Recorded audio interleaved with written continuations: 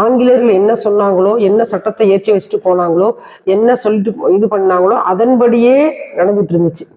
அப்ப இந்தியாவுக்குன்னு ஒரு அரசியல் அமைப்பு சட்டத்தை உருவாக்கி அந்த அரசியல் அமைப்பு சட்டத்தின்படி எல்லாரும் வாழணும் அப்படின்னு சொல்லி ஒரு ஒரு வரைமுறைப்படுத்தினாங்க.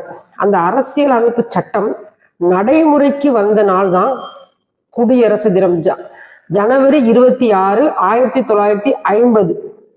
இதுதான் குடியரசு மிக மிக முக்கியமான நாள். குடியரசு தான் மிக முக்கியமான நாள். எப்படி சொல்லணும் அப்படின்னா, நம்ம நாடு மட்டும் ஒரு மிக உலகத்திலேயே நம்ம இந்தியா நாடு மட்டும்தான் ஒரு விசேஷமான நாடு. என்ன காரணம்னா, ஒரு நாடு இருக்குன்னா, இப்போ அமெரிக்கா இருக்குன்னா அமெரிக்கா மக்கள் பூரா ஒரே மாதிரி கலாச்சாரத்தை கொண்டிருப்பாங்க.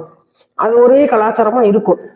ஒரு சில இடத்துல வேணா 1-2 தான் மாறும். ஆனா நம்ம இந்தியாவில் ஒரே நாடு தான், ஆனா பல விதமான கலாச்சாரங்கள்.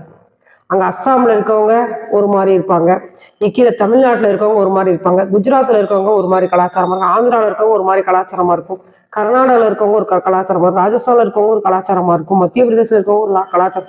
அவங்கவுங்களுக்கு தனித்தனியான மொழி, அவங்களுக்கு தனித்தனியாக மதம், தனித்தனியாக கலாச்சாரம் எல்லாம் இருக்குது. இந்த அத்தனையும் ஒன்று சேர்த்து அவங்க எல்லாரும் ஒரே ஒரு பேர் இந்தியா அப்படின்னு சொல்லும் பொழுது மட்டும் ஒரு அன்பு, ஒரு உணர்வு வருது இல்லையா? அதெல்லாம் அதுதான் இந்த குடியரசு அப்படின்றதுக்கு ஒரு தினம் அப்படிங்கிறதுக்கு ஒரு அர்த்தம். நம்ம இந்திய அரசியல் அமைப்பு சட்டத்தை ஏற்றுக்கொண்டு அதன்படி ஒவ்வொரு இந்தியனும் நடக்கணும், தன்னுடைய கடமைகளை செய்யணும்.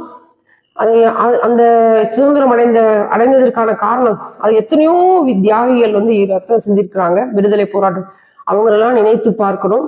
இப்படி ஒவ்வொரு விஷயங்களையும் அருமையா இந்த குடியரசு தினத்தன்னைக்கு தான் நம்ம போற்றணும். அதனாலதான் சுதந்திர தினத்துக்கு பிரதம மந்திரி கொடியேற்றுவாரு, குடியரசு தினத்துக்கு ஜனாதிபதி கொடியேற்றுவார். தமிழ்நாட்டுக்கு இது மாநிலத்தை எடுத்துட்டீங்கன்னா ஒவ்வொரு மாநிலத்தினுடைய